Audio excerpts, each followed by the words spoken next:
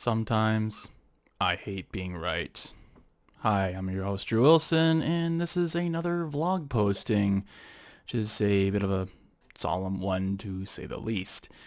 So as you may have heard by now, the Bill C-11 legislation has received royal assent without the critical fix. And of course that critical fix being, we're protecting user-generated content and protecting users from the regulation, and this is about the so-called professional stuff, and that was stripped out of the bill at the House of Commons level, and it's never came back, and the Senate just kind of waved the white flag and said, okay, we'll just rubber stamp and do whatever you say to the government. So, yeah, this is exactly as I had predicted would happen during vlog posting number 3, where I said that, yeah, I think Bill C-11 is going to pass, and it is going to pass without any critical fix. So, like I said, I sometimes hate being right, but that's the nature of things, of being hyper and analytical about the situation. So this is the situation we're in now, unfortunately. The fact that it has received royal assent without the fix. So, yeah, within hours, not days, within hours, supporters just really couldn't help themselves. And in one case, they said, and I have the quote up here, right? So I'll show it to you. One of the supporters said that, yeah, this is within hours, and it is in regard to the regulation of user-generated content, and that is, the CDCE celebrates a great day, but notes that the real work has just begun. In the coming months, the government will issue a policy direction to the CRTC, which will then have the important responsibility of developing the rules that will apply to each of the new services that are now clearly under its jurisdiction, i.e. audiovisual and audio streaming services and social media. Yeah, just couldn't help themselves. And the next day, another supporter, it was just an individual, had his own comments saying that, don't worry, nothing will change from this whole user-generated content thing. Like, your experience will remain the same. No worry, the fears are overblown, etc., etc.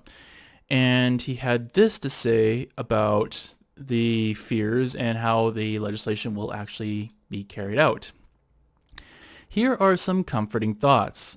First, the blank canvas of unknown regulatory outcomes will get filled in fairly quickly. The CRTC may set out some parameters in its notice of consultation for public hearings. Also, when participants in the CRTC's public hearings file their initial representations, the focus may narrow further.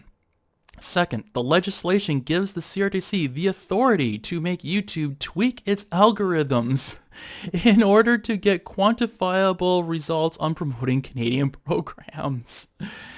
But the legislation denies the CRTC the authority to dictate any particular change to algorithms. That leaves the algorithm design in the hands of the platforms. Third, the CRTC may choose not to pursue a one-size-fits-all policy on discoverability. There may be more intrusive expectations for French language music, and none at all for news, commentary, or home renovation videos. You just can't make that up, really. Like, that argument was saying that nothing will change. Sure, some of it may change, and you might see some minor tweaking to your choices and overtly intrusive overriding of your choices with what the government wants to see you watching. Yeah, don't worry, it's no big deal. I sometimes I just can't even with these people sometimes, and it's like it's basically like an argument saying, yeah, some of your careers may die, but that is a sacrifice I am willing to make. What can you say? but on a more serious note, so basically now we're hoping that my predictions will be more accurate. Well, they were already accurate, so hopefully they will be accurate to the end at this point. I kind of hoped that we wouldn't get to this point, but now it's looking like, yeah, we are following my predictions to the letter. So the things actually will start getting more difficult for the government, if you can believe it. So yeah, don't worry, I will explain. So the next step will arguably be the easiest step. There is this policy directive that they will be putting forward, just saying, okay, to the CRTC, you will be doing this, this, and this to kind of carry out the bill C-11 and the directives that is in there. So basically, a more specific direction of where they want the government to head, or the CRTC to head. Some of it supposedly involves like, yeah, there will be some, changes to what is considered Canadian or not. I'm honestly not holding my breath for that, because the lobbyists really want more control over that, not less. And if they are more open, then there'll be less control. So they're going to fight tooth and nail to stop that, and they'll probably get what they want, because they always do in these situations. But after that is another really easy step for the government and its supporters, and that is, of course, the CRTC consultations. And of course, as you know, with the Rogers-Shaw merger, where the CRTC just couldn't rubber stamp that acquisition fast enough, we all know that the CRTC is basically the poster child of regulatory capture. So we kind of can see the consultations being little more than just pushing out all the little people, all the voices of user-generated content and all those people, and just basically serving the interest of the powers that be, the mega corporations, the large cultural elite in this country, that sort of thing. So I really don't have any real hope for that, because that's the way it's just seemingly destined to go. So yeah, those are pretty easy steps, but things start getting more difficult. So after that, the CRTC will start trying to implement this bill, and that is basically, yeah, we're going to try to regulate the internet. Which to that I say, good luck with that, fool's errand. It's not happening, because we're trying to regulate the internet, every aspect of it. We just didn't think these through, and even during the Bill C-11 consultations, they're like, oh no, it's not the whole internet. It's just internet related to stuff that is posted online, which is the internet. I just, like I said, I just can't even with some of these people sometimes. But if that, and that is going to be somewhat difficult, there's probably going to be it's going to be really touch and go with how successful they will be. But then things start getting even more difficult with the other step, which is, of course, the inevitable trade retaliation from the United States, because they've been threatening for the better part of a year now to basically issue trade sanctions, because there is a very, very clear-cut case that this bill is discriminatory against U.S. businesses, which is something you can't have under the USMCA.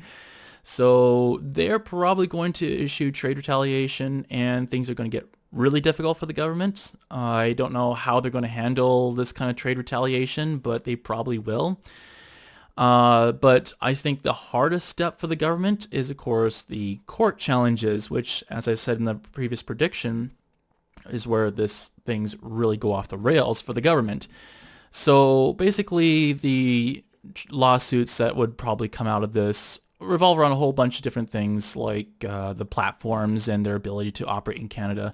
But I think the constitutional question is really where the government hits a brick wall on this sort of thing, because essentially with that, you have to argue that the Canadian Charter of Rights and Freedoms ends where the internet begins. And yeah, good luck trying to convince a judge of that, because you'd have to do a whole bunch of moral, legal, and ethical gymnastics just to come to that conclusion.